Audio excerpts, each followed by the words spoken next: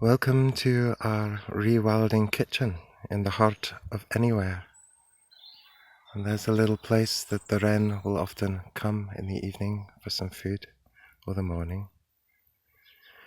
And I'm going to give you her song while my fire is slowly warming for my stew. Her story was given to me after watching her dance last equinox morning. And I'm going to play you the original as I recorded it straight after, as it was coming through, like the song of a place. Some of you may know that feeling. So I hope you enjoy it in its original state.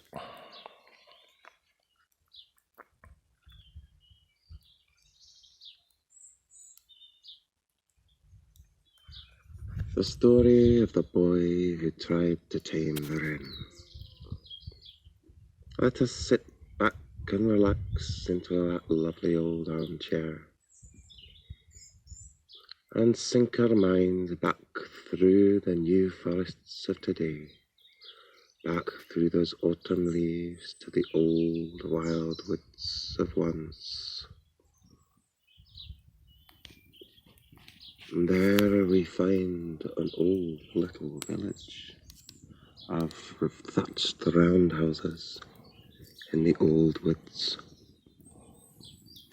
It was a little village of 4 or 5 houses, not very many, but their clan totem was very strong.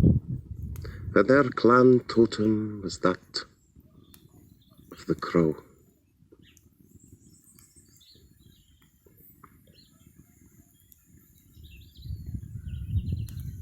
Although the crow totem being that of a very wise bird, there was one young boy born there, under the waxing moon, who disagreed with this as he got older.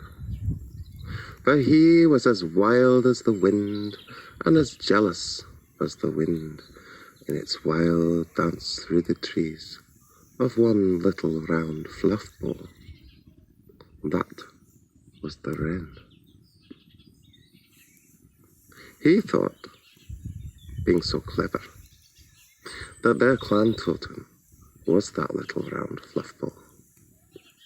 And he set his life's mission, as he felt, to be that of the one to tame the wren. So, pulled up his breeches, all that a likes, and he strode off one morning just before dawn. And several following mornings, and many, many more mornings at dawn, to collect the wee insects that lived in the dawn, bracken and nettles. Then, by mid-morning, he was off every day for long hours, a long haul, after collecting the insects to the pine woods of the upper reaches of the mountains, where he would collect pine sap, and mixing and congealing that pine sap into a glue with the rootinous plant that grew further down the mountainside. He would stick those little insects to his body,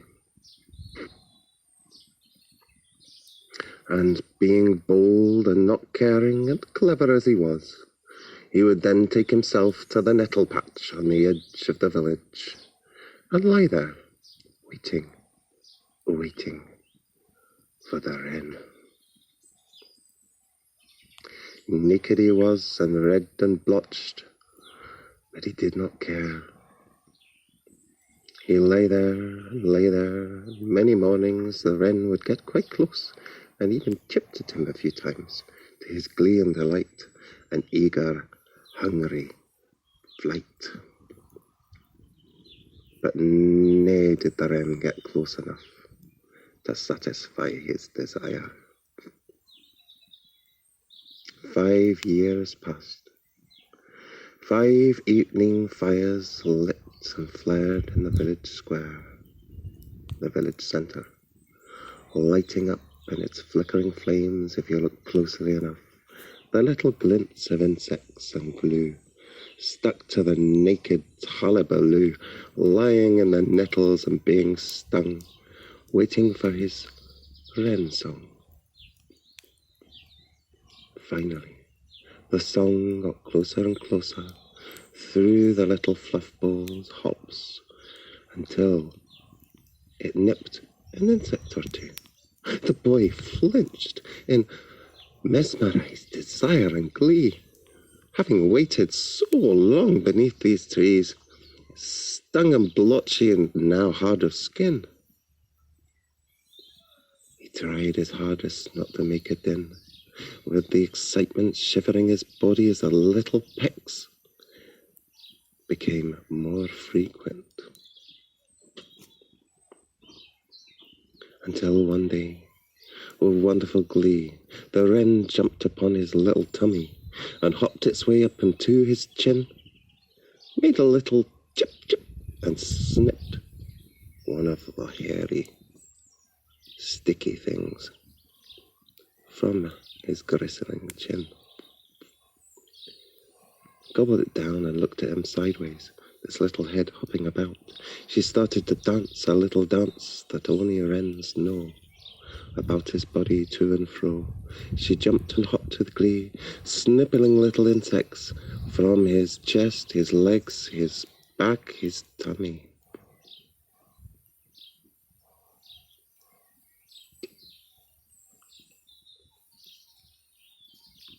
Slowly, slowly, day after day, the boy began to sit up, until he was sitting cross-legged, with his hands holding a cup of little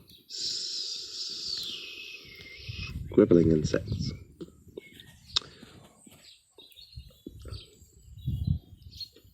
And the wren, being wiser than many, many crows, was hoppity-hoppity to and fro, giving him a dance and flirting with him with glee.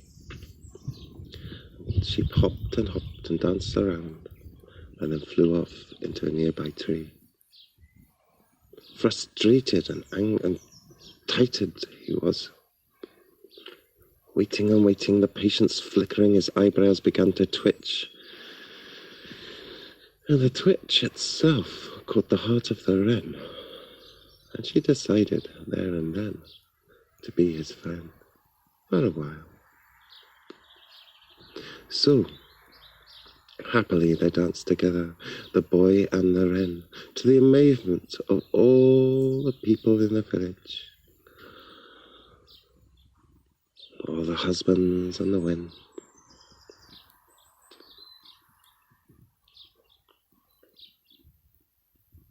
The boy and the dancing wren. Every morning, hard as lead, he'd drag his way out of bed just before the dawn to catch his beautiful love, entranced over the moon like the wind that's found her flame. He danced with the wren again and again. Entranced in love, he felt deeper still. Such an achievement, such beautiful dance and skill that they both had together in their little play every morning before the day.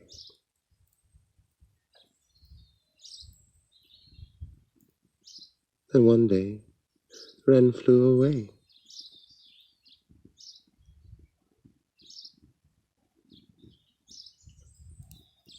Morning after morning, he danced his way in his own madness into the day. And slowly, slowly, his heart began to sink, but the grin on his cheeks got wider and wider, for he loved and loved his wren.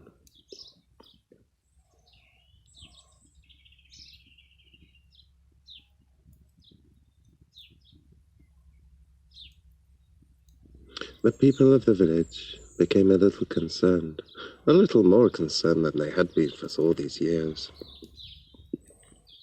For now the boy was wild and free, but completely and utterly out of his tree. He danced and danced throughout the day, and he would not stop and would not stay. Nobody could get him in for tea. He started eating insects and licking more than honey. Because he went from tree to tree and tried different sap and different dew and different things and rejected all the things of the village stew.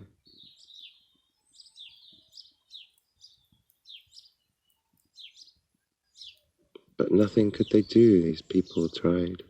They called on the help of their totem as a guide. And the crows came, as they always did.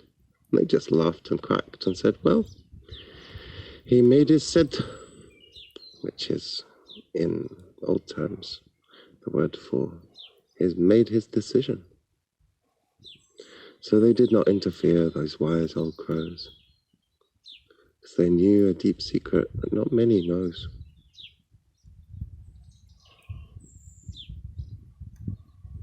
And he danced away into the woods, was not seen for many, many, many moons.